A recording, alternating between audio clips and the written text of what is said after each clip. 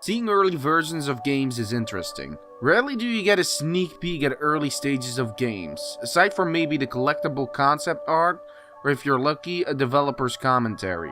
Even rarer is the ability to actually play these versions. But sometimes one of these early prototypes gets out there for the masses to explore. Narbacular Drop is one such game. A build for the game got released online by the team, for people to tinker with. What started off as a student project with a handful of people at DigiPen evolved into a cult classic game. Together with Valve, the people behind this first-person puzzle project implemented the concepts of this game, put it in the Half-Life universe, and thus Portal was born. Now what remains of Narbacular Drop is an unfinished build of what could have been instead, free to download. But is it worth it to spend time on this unfinished rough draft of Portal? Is it something fans of the beloved puzzle game just have to check out?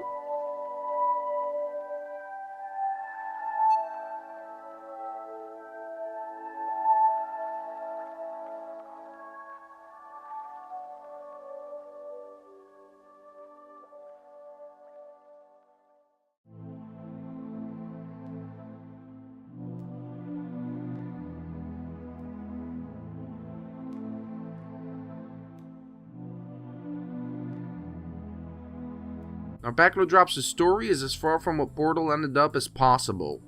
The story is about a princess nicknamed No Knees, who was beloved in all of the kingdom. The princess was taken hostage and locked up in a lair in a mountain by an evil demon who wishes to seize the world. While in captivity, the spirit of the mountain, furious at the demon for using him as a lair, took pity on the girl and decides to help her escape.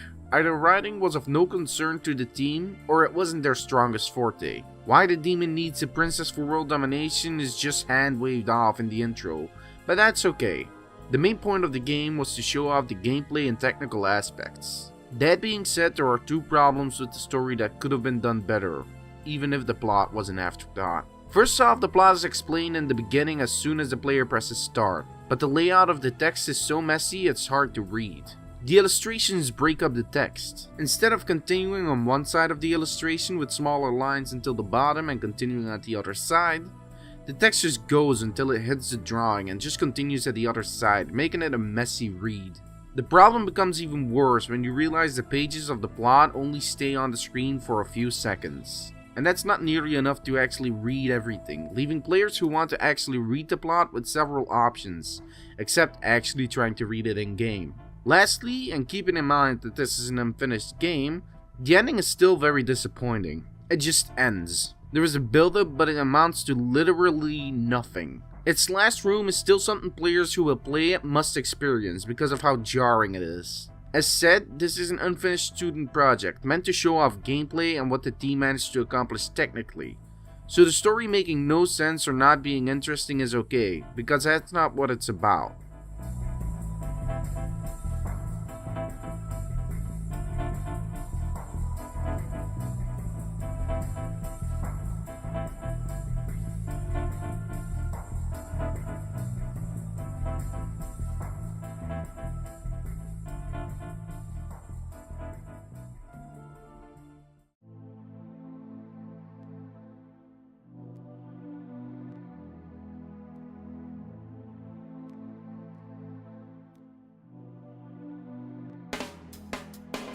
If you played Portal, you know what you're in for. Players can create two gates that connect to each other just like in Portal. Unlike the successor though, in Narbacular Drop, you can create gates through gates. While this would have broken a lot of puzzles in Portal, it could have made for some complex puzzles, as this game gives you a glimpse at what that would be. The puzzles themselves are fairly well done. They're a mix of actually showing off what kind of puzzling and problem solving you would have been doing, and showing off the technical aspects behind the game. Simply solving most puzzles will bring those who played Portal back to the times at Aperture Labs. It's almost kinda nostalgic. But the trip doesn't last very long, as the game can be finished in a rough 20 to 30 minutes. But if you're craving for more Narbacular dropping, don't worry. On the site for the game you can find a handful of mods, allowing you to enjoy more of the game for just a bit longer. What little mods there are seem to be pretty well done, with some being fairly beefy and seem to consist of nice and clever puzzles. There are one or two mods out there that seem to focus on more skill-based reflexes, which some people will get a kick out of. One thing all these mods in the main game have in common is that they all tend to be very buggy. But as stated multiple times, that's to be expected from an unfinished game. It can get annoying at times, but resetting the level seems to mostly fix the problems. Just be careful when trying to portal living beings in the game, because sometimes they can just disappear. You can see the game lacks an experienced crew, because instead of simple obstacles like turrets, there are more hazardous elements at play that might have made the full game more stressful and infuriating. The boulders in some levels are one such instance, and the sections where you have to ride on a turtle in lava show that it's likely that Valve's professional touch helped Portal dodge a few potentially lethal bullets. For the short trip it is, Narbacular drop is engaging. If it doesn't bug out, that is.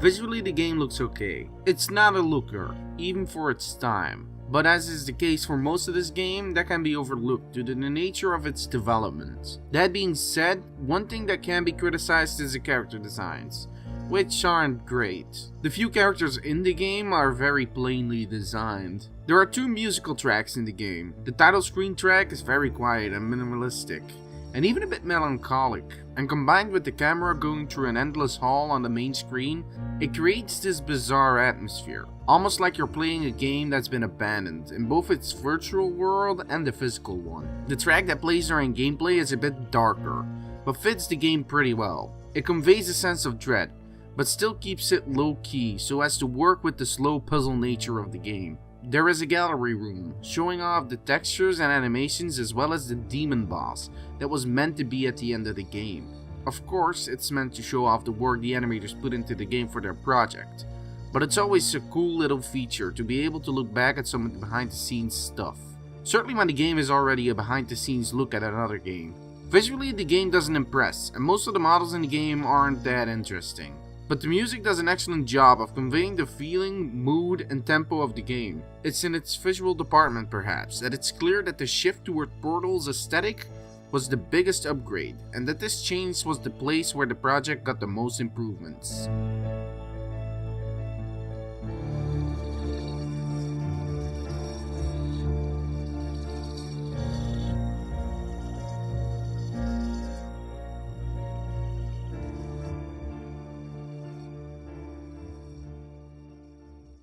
Kept inside a cage awaiting my doom. I reach my hand into another room. A solid metal box through the floor, the hollow clanging of a metal door. Fans of Valve's Portal and the games that inspired must check out Narbacular Drop, even if it's just for a few minutes. It shows the humble beginnings of a classic and the genesis of a subgenre. But it also shows what Portal would have been without Valve's help. With its simple narrative and uninspired designs, it shows a game that certainly wouldn't have been as big as the game it spawned. You can see aspects of the game like the boulders and the lava turtle that show that either Valve stepped in and avoided catastrophe, or the devs later wisened up to what definitely would have been a bad idea to implement. Everything feels mediocre, with the exception of the music and gameplay IDs. If it was released as is but in a finished state, the game might have been a fun underrated gem that people would have liked for its gameplay only, as opposed to the full package we got with Portal. Narbacular Drop is short and buggy, but it's also a fun puzzler and a look back at the humble origins of a classic. Narbacular Drop.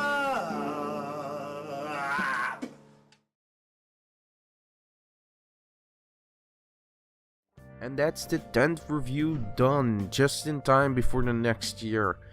There was another review I wanted to do, which sadly I am not going to be able to do. I have a lot of other stuff to focus on, and in the little time frame, I'm not going to be able to finish it before next year. While I was thinking about the next review, I suddenly got this crazy, stupid idea of how about I make every 10th review, so 10, 20, 30, something really different.